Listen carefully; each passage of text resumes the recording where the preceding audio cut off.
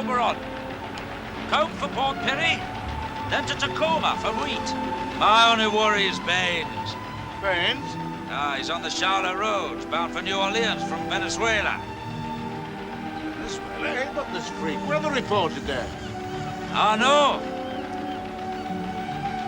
Oh, look, there's the Oleander, back from a refit. Where's she bound? Bitumen for Swansea. Then into the ore train. Oleander, Osborne, the Oberon. Well, James, you got the fleet you've always dreamed of. The Scotch lass, with Captain Fogarty in command. Scotch lass. Even her name's an insult. Aye.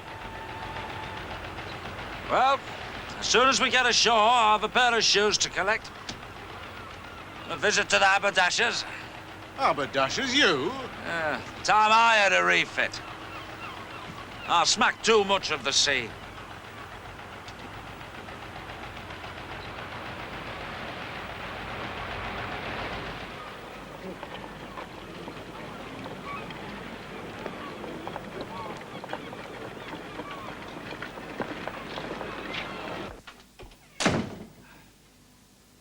Is Caroline at home?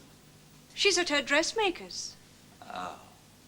Is she expecting you? I dare say. Where have you been? I haven't been anywhere. Well, you've bought a hat. And your hair. Are you using pomade? I had a man in to style it. That came. Well, he said it was all the vogue. Here, this broadcloth. You don't think it's too ostentatious? Oh, no. Well, not exactly. I've never known you so concerned with your appearance. Well, I've come to a decision about Caroline, Mrs. Morsley, that is.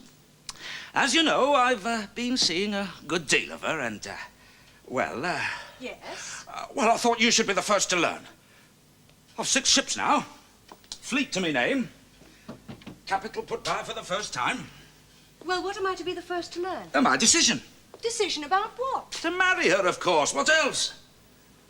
Marry her? That's right.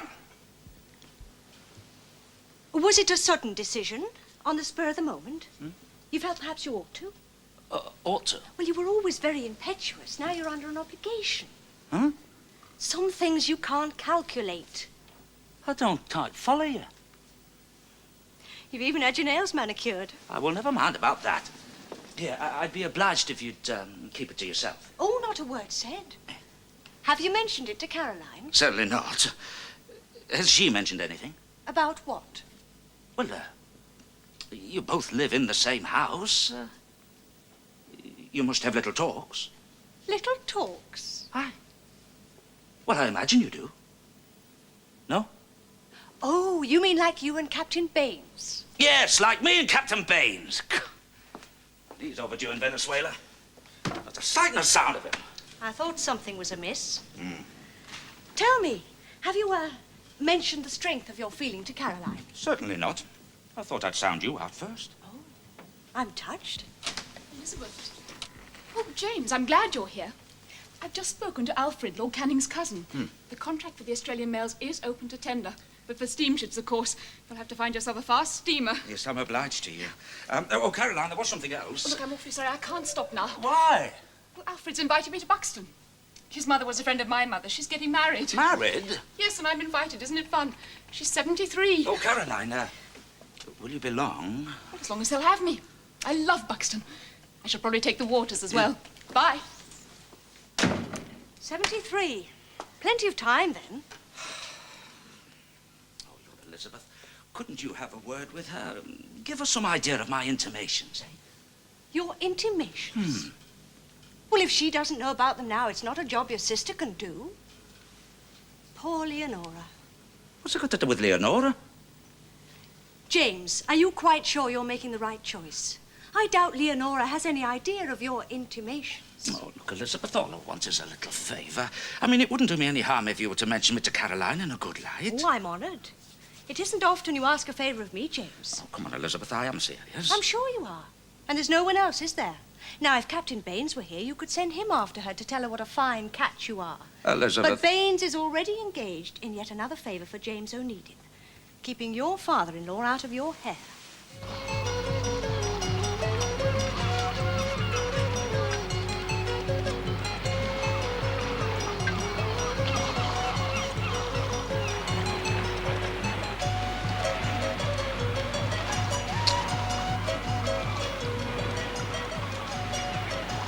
Another week, Captain. No more. Let me telegraph my owner. The telegraph is closed, alas. Then let me pick up a cargo and clear. Oh, I'm sorry. The cargo is delayed. You see, the trouble is on the road to Caracas. These insurgents come out of their holes at night like rats. Well, they don't bother me here, and I don't see the need for soldiery on my deck. For your own protection, Captain. Well, Colonel Flores, have you finally got it across to him? I said you'd have to make it simple. Well, I hope so. You will have a cargo at the earliest possible moment, Captain. Believe me. It is customary to stand up in the presence of visiting officers. I tell you, Frank, I don't understand the reason for us being kept here. Revolution, man. Civil strife, pestilence. You never heard of coup d'etat? Every few years they rise against the clerics, and then it's look out. Well, say something, man.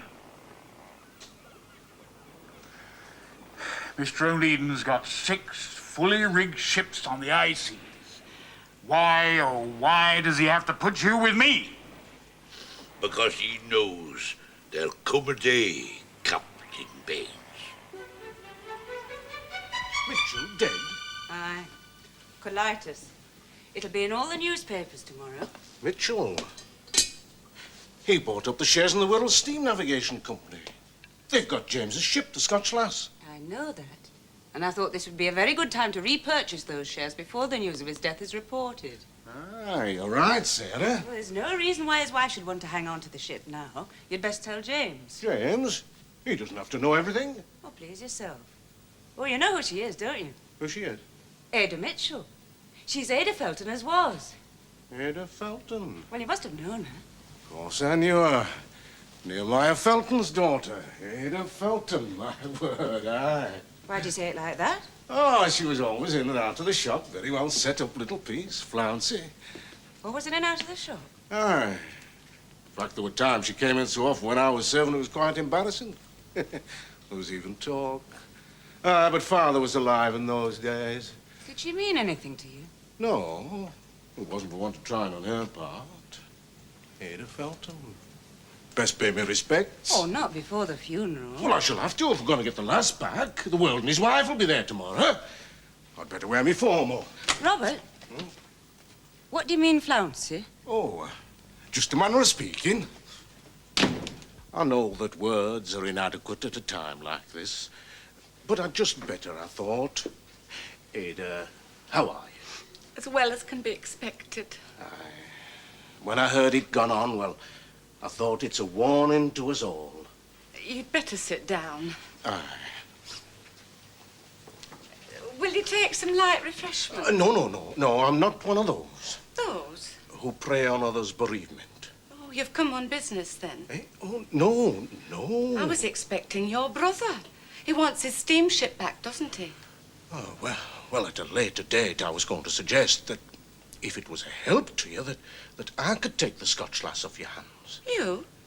I thought of you, Ada, and all those times in the shop. The shop? Aye, when you used to come and see me, remember? In Father's Day. And the moment I heard, well, what can I do, I thought. Well, I said, well, now at last this is something I can do. I wasn't going to mention it today of all days, but, well, since you brought it up, you can rest assured I'll take the steamship off your hands. You'll want cash, not shares, to settle the estate. I would have thought James. No. He's lost interest in it. You want me to sell the ship to you? If it would be a help to you.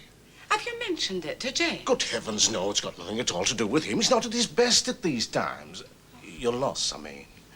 You remember me coming into the shop then? Oh, I do. Aye, I do. But my hands were tied. Well, you know what Father was. How do you mean your hands were tied? Well, I couldn't respond. Ada, we're all men and women of the world now, but your feelings for me then, well, how can I say that?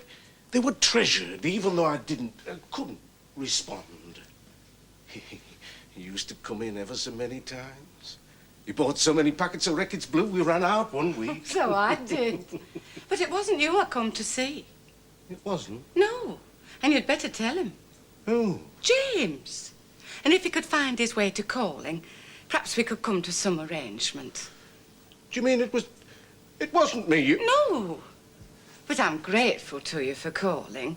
You've quite relieved my grief, Councillor. So as soon as I heard, I went over there. Prepare the ground for you, I thought. And thanks to my good officers, I think it might be worth your while paying a call. What does she want? Shares or cash? Well, I don't know. But I don't think anyone could have done any more for you than I have done. Well, then you'd better come with me. No, not twice. Why not? Sarah. Sarah? What's Sarah got to do with her? Well, Ada Mitchell's Ada Felton, that was. Nehemiah Felton's other daughter. The mother was a handful as well. Do you remember they had that yard by the shop? The knacker's yard? No, the farrier's. Ada was... Well, you know. No, I don't know. Well, she wasn't exactly Band of Hope. She was always in and out of the shop. I don't remember her. Well, she remembers you. And you say she's expecting me? Aye. Oh, well, she'll have to wait. Oh, I've got other problems. Now, tell me. Do you know where Mitchell calls the lass? Aye, Hudson's over on the Albert Dock. Ah, well, she's not there. I've looked. Do you know where else she could be? Would she be in Biddulph's? I don't know. I just want to keep my eye on the lass. Look, find Fogarty here. Offer him a discount on his victuals, eh? Fogarty, I'm not going to go chasing around after him. Anyway, I've done quite enough for you for one day. Oh, I do wonder about you sometimes. What are you, a businessman or a shopkeeper? I am a public representative, and I should think that every now and again you might show me a bit of respect for all that I do on your behalf. Well, there you are. If she needs anything, it's a refit. Not only that, the condenser's scaling up. The only time you can see water in the gauge glass is when she rolls. She'll do. I just don't understand your rush. Whenever Nona dies, it pays to be busy. So I'm taking her on a time charter to Toulon if we're contracted, our jobs are safe. Ah, well, there's sense in that. The sooner the better. If I would, I'd keep her tramping outside of Liverpool altogether. Well, what are you fearing then? James Onedin will get his hands on her. I've had a taste of working for him. See what you mean. For myself, I'd rather be stoking the fires of hell. Mind you, you push her too hard and whoever gets her will get hold of a wreck. All right, well, time to worry about that later. Now then, if James Onedin or his brother Robert come aboard, we're awaiting orders and not a word said ashore. But we're not awaiting orders, we're away to France. But if James Onedin asks, we're awaiting orders. Obviously, Mr. Mitchell left the bunkering to Captain Fogarty and he's just carrying on. Well, bunkering, I can understand. But where's he bound? Well, that you'll have to ask Captain Fogarty. Or Mrs. Mitchell. Now, another thing that puzzles me. Why has Fogarty brought his business to you? Why shouldn't he? Well, she's always called at Hudson's. Well, now, there's a very simple answer which I am sure you will understand. Oh, what? We're cheaper. And is there any reason why we shouldn't do business with whom we please? It may surprise you to learn that we are not in business for the sole convenience of James Onedin. Ah, Captain Fogarty, good day to you. Mr. Onedin, Biddle. Outward bound, are you? Not yet. Oh. First to pay my bill. And then? To profit. Where else? What port? Wherever my owner sends me. Your owner's dead. Aye, but like John Brown's body, the spirit lingers on. Bye, Miss Biddle. Good day. Do you know where he's bound? Now, that is Captain Fogarty's business. Oh, come. Surely you don't want me to give you a lecture in discretion. Oh, no, but you could do me a favor. How? Well, I should very much like to know what Captain Fogarty's intentions are. Now, the man is not a fool. Why'd you say that? Because he took very particular care not to tell me what his intentions were. Looks like all roads lead to the grieving widow, then. I had hoped to avoid that. Any news of Captain Baines? None. Aren't you worried? Not for his hide, just his sanity.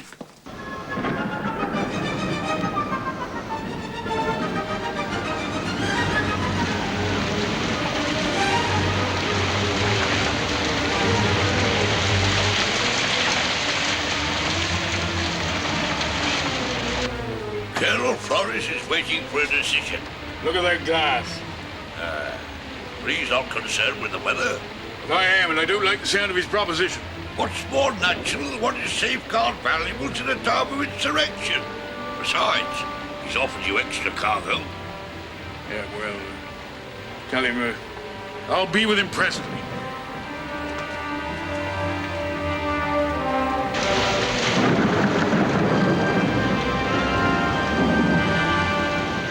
There is a difficulty? It is a little unusual, but I've no doubt he'll come round.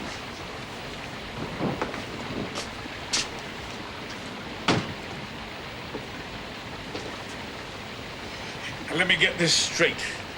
In exchange for me transporting you and your valuables to Maracaibo, there will be a deck cargo of hides awaiting me there. Indeed so. Maracaibo is only 300 miles west of here. How about these valuables? From the cathedral, you say? Yes, one or two sculptures, a statue, some objets d'art. They will be in one large crate. Sealed? Naturally, and placed here in the saloon for safety. They fear the desecration of the cathedral by the insurgents. How much more have you got to know, man? When do you propose to ship this cargo aboard, sir? As soon as possible and as secretly as possible. Why secretly? The port here is under siege, and we have no wish to advertise a lack of confidence in our own forces. You mean you don't want anybody to know? Captain, I do have the requisite authorizations before me. Our troubles come and go, but in calmer times, we're in a position to favor foreign shippers. What would your owner say? James Onedin, what wouldn't he touch? Very well, Colonel. We'll have to look sharp, because looks to me as if there's some weather coming up, and I want to give her some sea room. Gain an offing. Of course, of course. Everything will be done as you wish, Captain.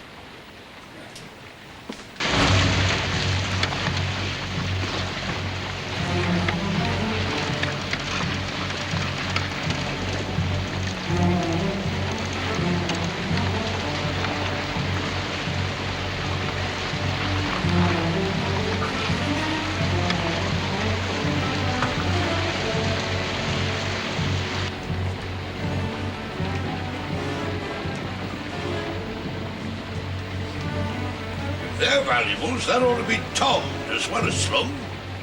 If you will consult the most elementary manual of seamanship... If they are the valuables he says they are. Eh? My guess is arms. Arms and powder. Arms and powder. What do you intend to do about it? Nothing while this weather lasts. Let's get to sea.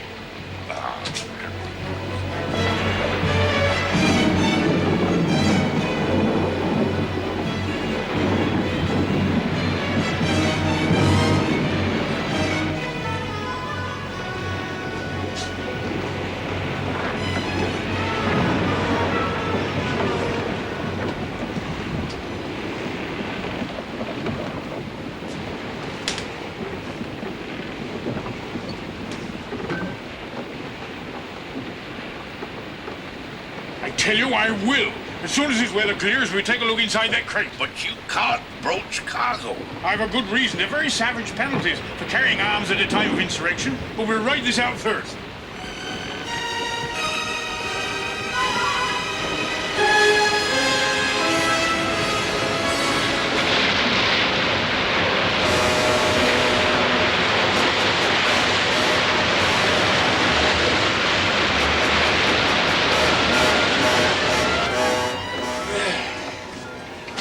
We've weathered the worst of it.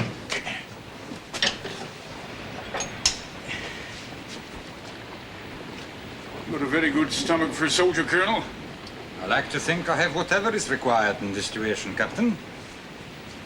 A little bit of ironmongery and all. Oh, purely ornamental, but the salt air is very harmful.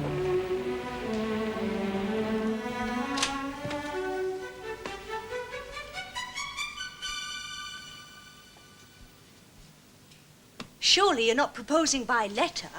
She won't be back for another 3 weeks. It's none of your business. When I was honoured that you'd confided in me. Yeah, well, I soon regretted that, didn't I? I'd never seen you so agitated. When you married before, all your worries lay in a balance sheet. Well, that was different. Anyway, I've other things on my mind now. Still no news of Captain Baines. Loss after loss reported from South America. Robert asked me to give you this. Hmm? It was addressed to the shop.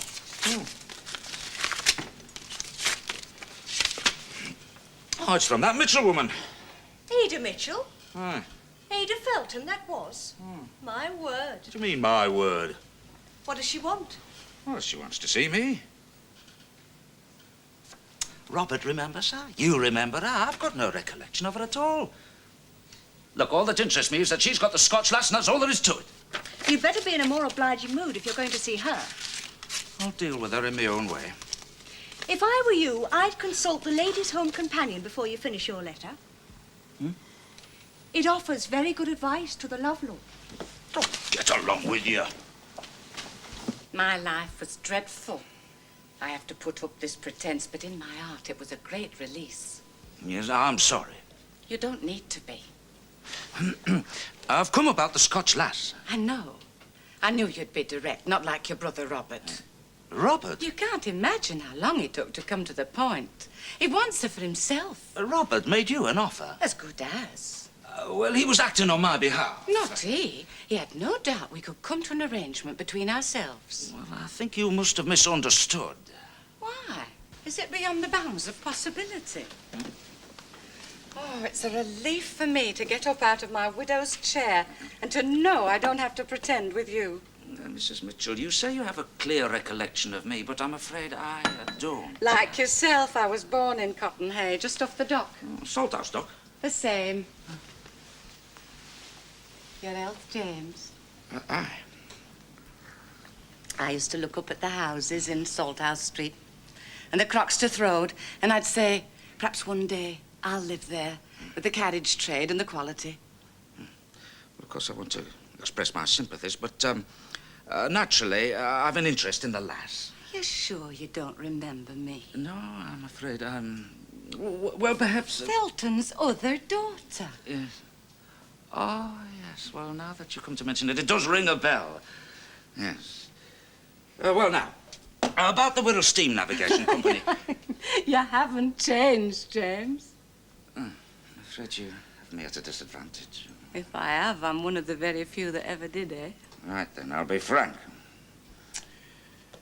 For a controlling interest in the company, possession of the Scotch lass, you can name your own price. Oh. I'm just facing up to it. What, Mrs. Mitchell? The prospect of idle days. I'm sure Mr. Mitchell left you well provided for, and, well, what with my offer, I'm sure you could... It's not the money. Your wife, she died in the most tragic circumstance. How did you manage? Me? Oh, I busied myself. Well, it's different for a woman. I can't help you there. They say, the rumor was, your wife, well, her dowry was just a ship and the clothes she stood up in. That was years ago, Mrs. Mitchell. I'm private. Private? Indeed. As a matter of fact, I'm thinking of marrying again. Marrying again? Who? Well, now, that's private, too. Now, come on, about the Scotch lass. She's not for sale. I beg your pardon? I don't know how you can come here and upset me at a time like this. Your brother Robert as well. No, I won't discuss it further. The Scots lass is not for sale.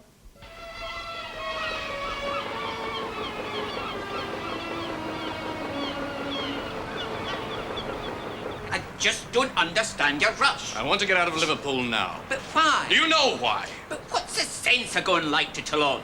We won't go light. We'll lay off. Man, we're months overdue for a refit. Now, don't say I didn't warn you. You're like an apple woman, McGuirter. No wonder things were bad in the old days if they signed on men like you. Listen, Onedin won't bother you. You've seen Lloyd's list. Charlotte Rhodes is posted missing off South America. 12 weeks overdue. James Onedin's written off men and ships before. The fact is, he wants this one, but he's not going to get it.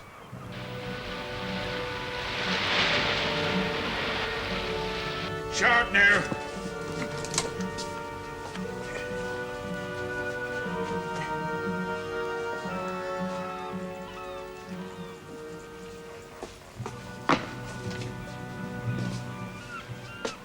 Your accomplice had better leave.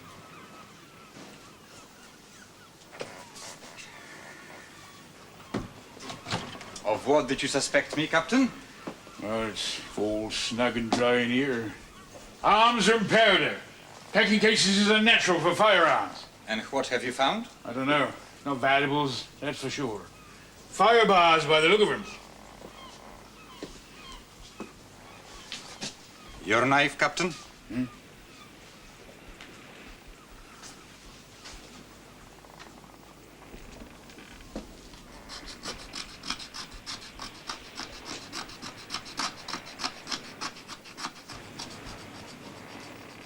What is it? Bullion? Bullion? Gold. Upwards of 3 million pesos. But you said valuables. Well, yes, you see, originally my cargo was to be exactly what I said it was. But then it occurred to my superiors they had to safeguard the gold as well. All right. But as I understand it, it's still valuables to Maracaibo and a cargo of hides for me to New Orleans. And that is the most important consideration for you? My deck cargo, yes, sir. But what about the presence of bullion? Is it of no import to you? Well, it's not mine, never likely to be, sir. What would you say to a share of it? Well, I put out the thought, Captain. You asking me to be a party to stealing it, sir? At the moment, I'm merely making a suggestion. But you mean stealing? It's nearly £1 million of English money. A sum such as a man will never see in his lifetime. Were you to set passage for Port of Spain, what difference would it make to you? Oh, no difference. Well, let me put it another way. You have broached cargo. The seals are broken. What would my superior say to that? Well, But let us not get too complicated. You are not a complicated man, Captain Baines. No, sir, I'm not, but I know what stealing is. If you insist. But an essential part of stealing is ownership. Which brings me to another question. If the government falls, then to whom does this gold belong? I don't follow you, sir. Look, supposing I were to buy the ship. Now, what would your owners say to the loss or gain of £50,000? £50,000? No, I won't be a part of stealing, sir. And then there's my deck cargo. Captain, I am sorry. There are no hides for you in Maracaibo. No cargo and no payment. The government is in peril, the country is divided, the civil population in terror, and if my superiors need a ship, they will take yours and slit your throat into the bargain.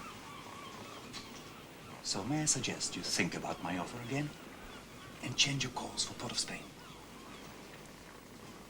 Think about it.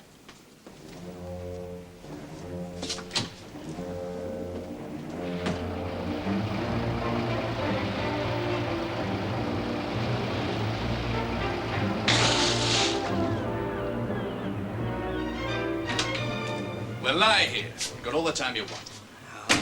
If I sail with another captain trained in sail again, I'll be a Dutchman. Look, I keep telling you, a condenser's a dockyard job. It's not just a case of bits and pieces.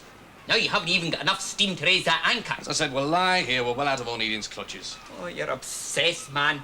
Look, all it needs is a good groundswell in the flood and we'll drag. I can slack off and shear. That's my end of the business. You leave that to me. Oh, Bughouse Jack isn't he, innit? Now watch your tongue, McGuirter. My tongue's the least of your problems.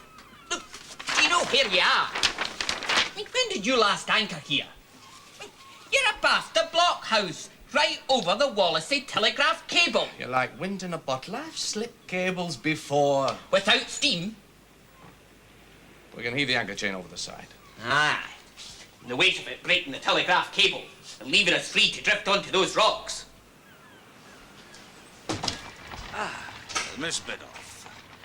Well, I had hoped to find your father here. Just wanted to know if there was any news of Captain Fogarty. No, he's on a time charter to France, I believe. Ah, I see. James. James, I've been to see Ada Mitchell. I thought I might persuade her to sell the Scotch lass to you. But you didn't. No, but I'm very glad I went. Because she told me you were considering marriage. Well, yes. My daughter to consider. That's not my only worries, though. Brother Robert's avoiding me for the usual reasons. A luncheon? A surprise, I thought. It'll be an achievement to get James to luncheon in the middle of the week. I've prepared a cold collation. It's all there on the sideboard. Is James too mean to take me to a restaurant? Well, after mature reflection, yes. You know, what I can't understand is why you should go to all this trouble when you're not even going to stay. I had a party once when we were children. James helped with that.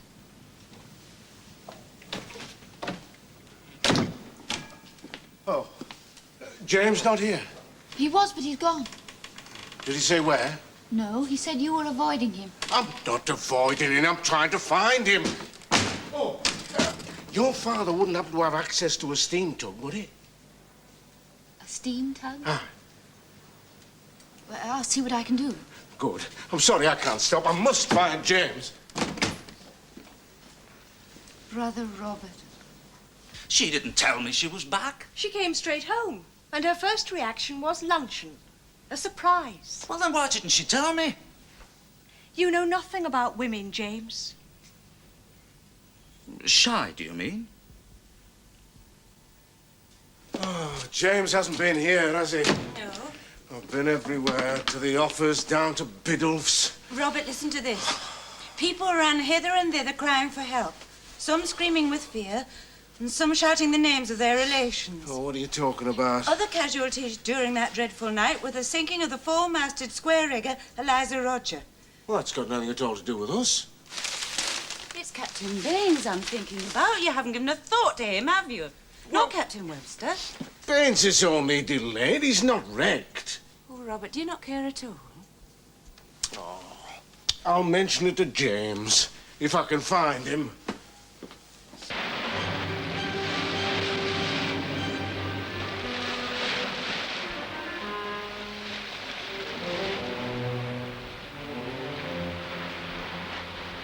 What difference does it make to you, Maracaibo, Port of Spain?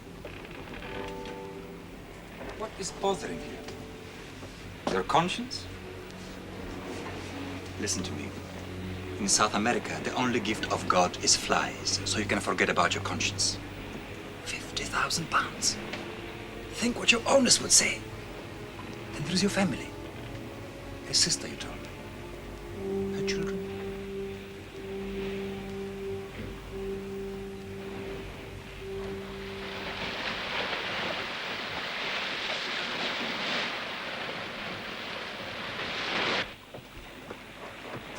The arms have travelled very well, Baines. And the powder. I'll be grateful if you stand the watch, Captain Webster. I dare say you would. A day you've been in that cabin. What have you got? Paying off fever? I thought about your proposition, Colonel Flores. And? I've thought about it. My owner, everything. And I couldn't. Why? The only thing I can stick by is what I believe in. My good name, that's all I got, sir. But you can have anything. No, sir. Nothing, but I've been thinking hard, and I can't keep quiet now either. I'm putting about for New Orleans as fast as I can, and that little lot's going to be given over to the proper authorities. You can't. But I can. And don't think you can get up to any fandango, because that piece of fancy ironmongery is gone. It's tucked away safely in my cabin. But I must say, you give me a hard voyage.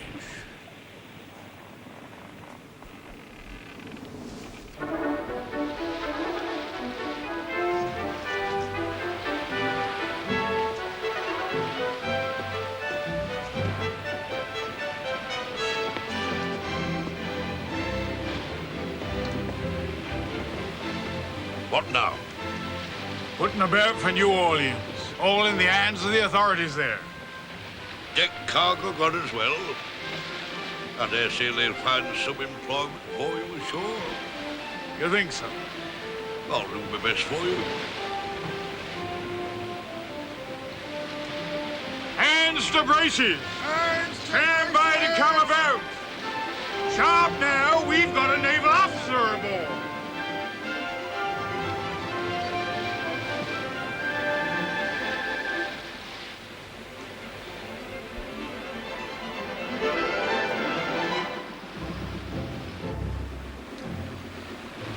Tugs.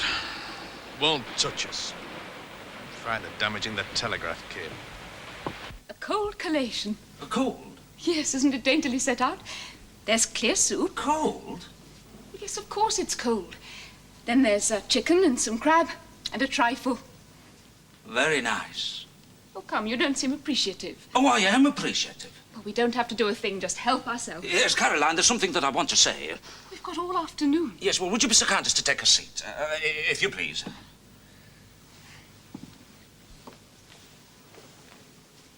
Well, now,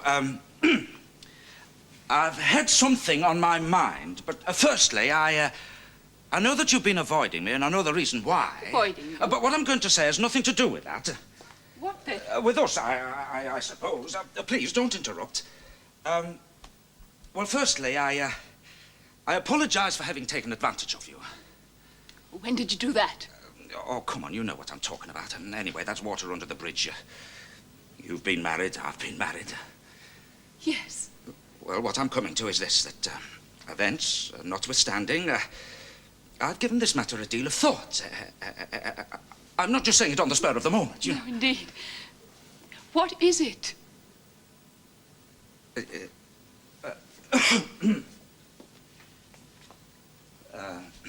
James. Caroline, if... Thank heaven I found you, the Scotch lass. Excuse me, Mrs... listen, I've been out to the pilotage, and the Scotch lass is anchored just outside. Her condenser's gone. A what? Condenser. Well, I don't know what it is, but apparently it can't be repaired at sea. Fogarty's got an anchored right over the Wallasey cable, and the tugs won't touch him. Why not? Well, they don't want to be held responsible for damaging the cable. They've been out, but they've gone back to consult their owners' insurance or something. Now, if you're smart, you can get out to them yourself. Well, I haven't got a tug. Well, I've arranged for one through Miss Biddleford standing by with steam up. Look, if you're smart and you can get Fogarty off that cable, he's a sitting duck for salvage. You'll even get the last back if the bill's big enough. Come on. If you'll excuse me, Caroline, eh? James? Huh? What were you going to say? Well, it'll keep. This is business, you know. Come on, follow me, Brother Robert. Business.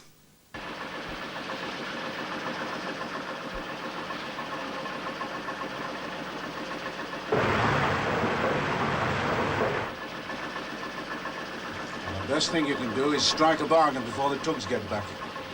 Because when they come back, they'll have priced that cable. To hell with the cable. But James, if you damage it, Well, that's a risk I'll have to take. Means I have the Scotch lass back. Lock, stock, and barrel.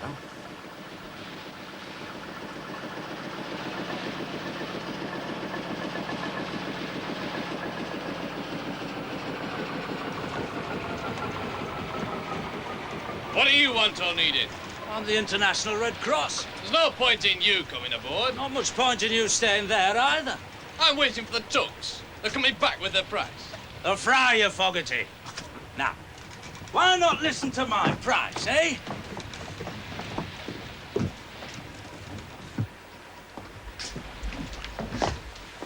I don't need your interference, Onedin. We're in no danger. You're on a lee shore. Let go your anchor chain, you'll smash into those rocks over there. Now, I'm prepared. To tow us around that cable till that anchor chain's clear of it. But you can't guarantee you won't damage the cable. Indeed not. So, I'll offer you indemnity against damaging it. So you accept the risk? For my price. You're a witness to the indemnity? Aye, sir. All right, Onedin. What is your price? £5,000. 5? That's a third of her value. Will those other tugs ask for less? If they come. Well, I suppose it's a pleasant enough spot to grow old in.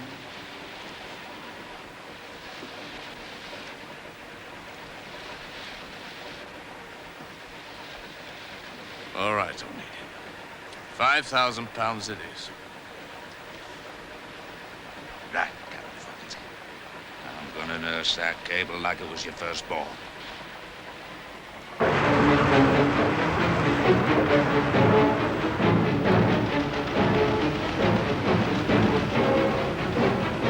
I never thought James would do it. Now, let's just hope we don't damage that cable.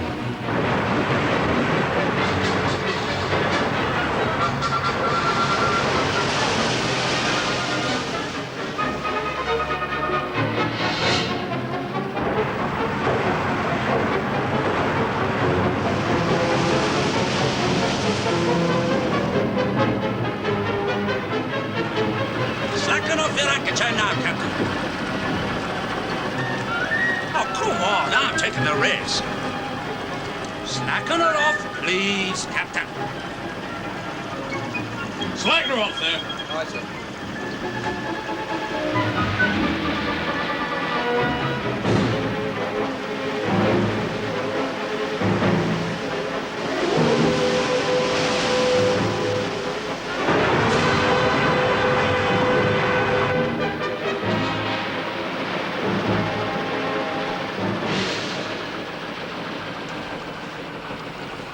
With the devil's own luck, Onedin, I think we've cleared the cable. Right, thanks to you. You can let go your tow rope now.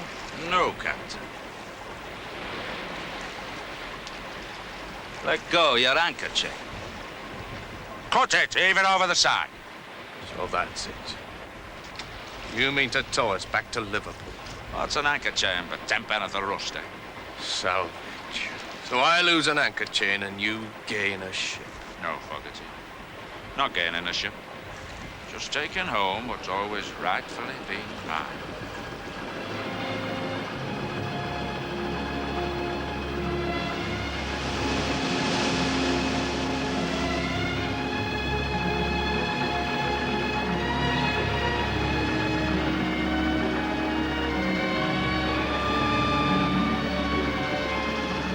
One of those chances it was. The Wallasey cable's just been laid. Somebody fouled it up about a year ago, and it cost them a pretty penny, so they all got the wind up. Except you. Ah, well, I took a chance on dropping that anchor chain. They may still sue me, but it's a job to prove damage unless the thing goes bang first. Anyway, got the loss back. Congratulations. It's been a day of days, all right. Captain Baines has been decorated by the Venezuelan government for some act of gallantry. Details to follow. I didn't want to offend you yesterday, but you know, if there's one thing I can't stand, it's cold food. Oh, can't you? It was Elizabeth's preparation. Ah, well, thank you, Elizabeth. Yes, I'm sorry I was called away yesterday, but now I can be brief. Caroline, I've decided to marry you. I never thought I'd come to it, but I have. Are you serious? Well, of course I'm serious. What do you think I got all done up like a tailor's dummy for? Was it expensive? It was, but hang that. Oh, and another thing, I think the sooner that you get out of this house, the better. You know, I've never really approved of you living with Sister Elizabeth anyway. Oh, indeed. So first you secure the lass. Aye. Then you satisfy yourself that Captain Baines is free of trouble. Aye, and Webster too. And Elizabeth. Where is she this evening? Packed her off to Brother Roberts. So first the lass, then Baines, then Elizabeth, and now me. You deal with things in order? Well, I wouldn't quite put it that way. Well, I would. Look, you can have any kind of wedding that you like. You can have them all down from Buxton if you like. 10 Lord Mayors if you fancy it. We'll take a month off. Do the grand tour. Well, part of it anyway. No expense spared? None, I swear. Well, when's it to be then, eh? Oh, come on, don't keep me dangling. It's a wonder you're not reading from an agenda. Oh, if it's an agenda you want, you can have an agenda. You can have an illuminated address if you like.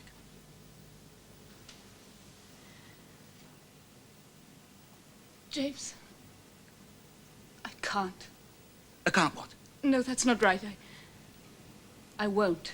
I can't, won't what? Marry you. But, you led me to think that, it's Elizabeth. You've been listening to her. Oh, it's got nothing to do with Elizabeth. It's me. I won't marry you. Why did you let me? What? Well, you know, I assume naturally that... Naturally? Well, yes, naturally. A woman like you doesn't just give herself to a man for... You're making sport of me. No, James, I'm not. And I mean what I say. You can't mean it. I mean, you've no reason to turn me down. I don't drink, you know. I'm abstemious, sir. I work hard, I make decisions. I'm a good provider. I am whatever anybody else says. I'll get things done. I'm sorry, James. Sorry? Yes. Thank you for asking me. It's a great compliment. Compliment? I haven't come here to pay compliments. Don't believe in compliments. You are making sport of me.